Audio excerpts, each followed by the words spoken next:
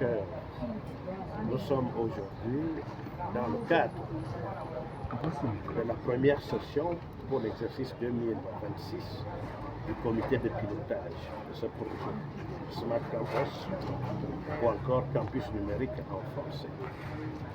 Il s'agit pour l'administration publique camerounaise de changer totalement de paradigme pour partir d'une administration procédurière, d'une administration paperassière vers une administration digitalisée, quasi totalement.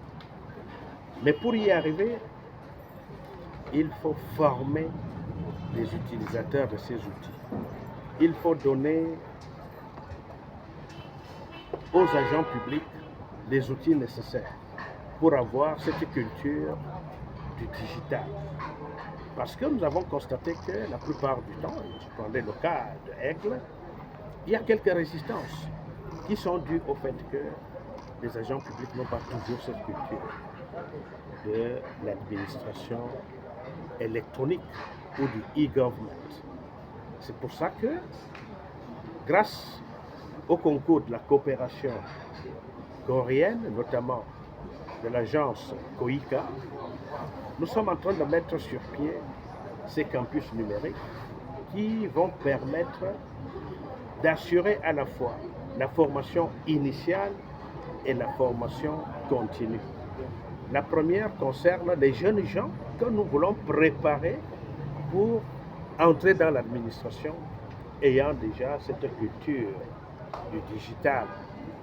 Et la seconde concerne ceux qui sont déjà des agents publics, mais qui doivent être formés parce que n'ayant pas encore acquis cette culture de la digitalisation, de la dématérialisation et de la simplification des procédures. D'où l'importance capitale de ce projet que nous sommes en train de mettre en œuvre. Vous avez demandé à quel niveau nous sommes. Je dois vous dire que nous sommes déjà très avancés. Vous pouvez d'ailleurs voir ici, dans l'enceinte du ministère de la fonction publique et de la réforme administrative, un bâtiment en construction. C'est la matérialisation de ceci. Ça, c'est l'un des 4 bâtiments qui sont en construction en ce moment.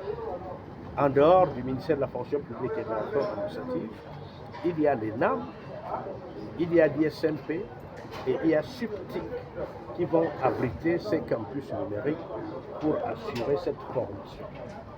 Nous sommes en même temps aussi en train d'assurer la formation des formateurs, de ceux qui vont donc venir former la masse des agents publics que nous devrions pouvoir former assez rapidement. Parce que nous prévoyons environ 5 000 qui doivent être formés chaque année, de telle sorte que cette culture du digital puisse être généralisée au sein de nos administrations. Nous sommes donc réunis ici aujourd'hui pour faire le point de tout ceci. Et je dois tout de suite me réjouir de ce que nos amis coréens de KOICA, ils sont de façon permanente avec nous.